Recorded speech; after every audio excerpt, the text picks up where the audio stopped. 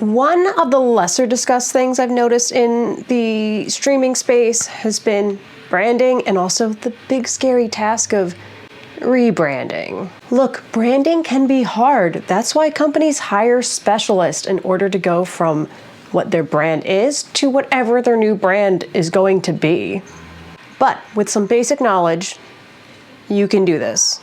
We're gonna figure out color, font, emotes, what kind of content you wanna make, building up a brand so that way you can stand out amongst everyone.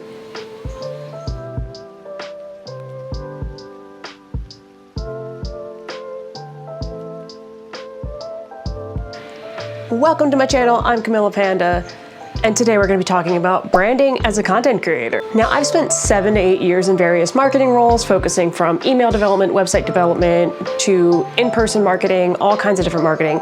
I personally love the inbound marketing methodology because it just kind of entices people to come to it, whatever that brand is, whatever that company is.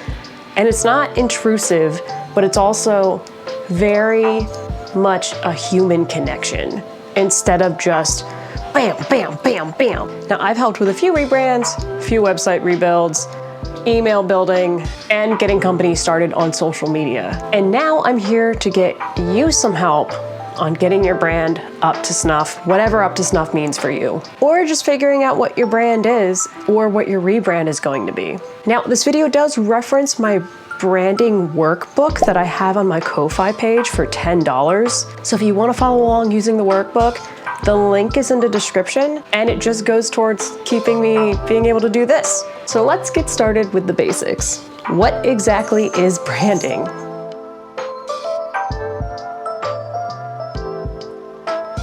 A brand is a lot of things, surprisingly. But to boil it down in the most simple way possible, it's how a company stands out amongst its competitors. It can also be what helps attract customers to a company. And it's much more than just the name. It's colors, it's language, it's the font, it's the imagery, it's how they actually do their marketing. However, that stuff is not the first thing you need to figure out when you're figuring out your brand. First, as a content creator, you have to figure out what is it you want to create. What sparks passion for you? What do you enjoy playing or even doing? Do you want to speedrun platformers, or do you want to just get scared playing horror games? Do you even want to just play the latest and greatest releases without any care as to what type of game they are? Or do you want to sit and you want to talk to your viewers about various subjects? Whatever it is, write it all down in a place that it will remind you every single step of this process. Or if you have the workbook, that's page 5. Now, we're going to talk a little bit about marketing ideals here. So your content is your product, and you just figured out the product you want to sell. But who is the ideal person to watch your content? In this case, this would be your ideal customer. You want folks who are interested in the same type of content that you are making and maybe a little bit outside of it. But more importantly, you don't just want people to find you, you want people to engage in your content and then become community members. Effectively bringing them down through a marketing funnel, but that's going to be another video later. But you can't just do this by playing the same video game online. Though that would be really nice, honestly. It would also render this video kind of useless, so yeah. This is where building a brand comes in. So if you have the workbook or not, think about what relates to your content. Are you a first-person shooter kind of person? Are you into cozy games? What are some things that relate to the main thing you are trying to make and build? Additionally, do you have an aesthetic you are going for? Is it a theme or a vibe for your channel or community? If so, find some examples of it. Save those photos, save whatever it is. And I know you're probably gonna cringe at this, but we're gonna use it to make a vision board. I know. Hear me out. When I say vision board, I don't mean girl boss, gaslight, gatekeep. I mean finding references where you can pass off to someone who would be making your emotes, making your scenes, helping you edit your videos. Something you can provide to someone who's helping you build a brand or rebrand, or just provide examples to inspire you as to how you're drawing and creating your stuff. And it doesn't just have to be images. You can write down feelings you want to invoke in your viewers. It can also just be descriptions of how you want things to be on your channel or in your content. If it shows off what you want your brand to be, then it works. You don't want to end up stealing someone else's stuff. That's very different than taking inspiration. Now, this is for folks looking to make content on multiple platforms. So if you want to make YouTube videos, what kind of videos do you want to make? Think about what kind of content it is that you want. Do you want to make vlogs? Do you want to make tutorials? Do you want to just upload your playthroughs of various games? Same with TikTok and Instagram and YouTube Shorts. And if there is a platform that you look at and go, this makes me anxious, I don't understand it, I don't like it, you don't have to post on it.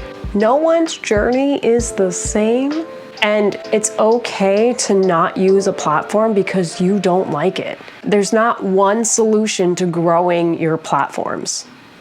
Now back to the topic on hand. Use now to get a rough idea of what you want your content to be. Don't be afraid to repurpose a little bit between stuff, but be mindful that each of the platforms want unique content on it. Next up, visuals. Did you know that 93% of personal connection is nonverbal? That's according to some guy's name that I can't pronounce, so I'm just gonna put it on the screen. My channel knows me. I'm bad at pronouncing names. It means as much as you can talk in a video, a lot of what is communicated is through your visual aids. Your font, your color, your emote choice, your scenes, your panels. The imagery we choose to use can impact people's thoughts and feelings and emotions towards us.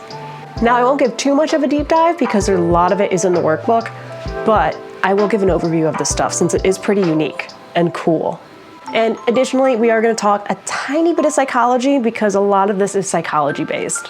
So we're starting off with font psychology. Yes, it's a real thing. I'm not kidding. It's the visual and emotional reaction you have to a font that you see. It is very similar to color psychology, which we'll get to shortly. But every font has like a personality of sorts.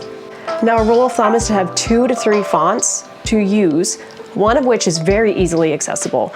Otherwise, go ham on what you pick, but I'm gonna suggest you probably don't want Comic Sans. That's a big rule of thumb. Please, there are other comic book-based fonts you can use, just not Comic Sans. You want at least one font to be what your name is and as part of your logo, most likely, and another that is fairly complementary. I personally like having my name in one font, have another font for titles and important information, and then a third that's just for like paragraphs and easy to read. Now, you can match your font personality to your color's personality. Colors are a bit more complex than picking a font.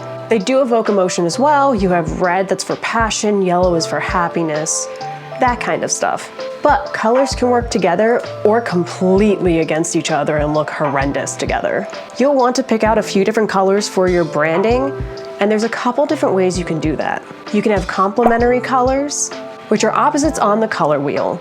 You can do triadic colors, which are evenly spaced on the color wheel, analogous colors, which are just kind of next to each other on the color wheel, or you can do monochromatic, where it's just one color in various shades of it. However, if you choose bright colors, I suggest picking one neutral that you have consistently because it can be overwhelming to a viewer if you have too many bright colors. And I understand there's something like vaporware and 80s look and all that kind of stuff. You'll have to experiment a little bit and see what looks great. But when you're just starting out and this isn't something you feel comfortable with, make sure you have one neutral color. It's okay. You'll learn. And when I say neutral color, I mean like a white, a gray, a black, or a brown. And some aesthetics, like vaporware, require a lot of different colors for it to look good, and that's okay too. It's your brand. You do what you want, basically. Now onto the logo, which probably can be one of the hardest things you can figure out for your channel or your content. I see all the time the same exact Fiverr style logo for so many channels, where it's the person's name in some strong font and just them with their arms crossed. I'm not a fan. I'm gonna be completely honest. That's just me though. Logos need to be simple representations of your brand. And yeah, if your brand is that Fiverr style logo, great.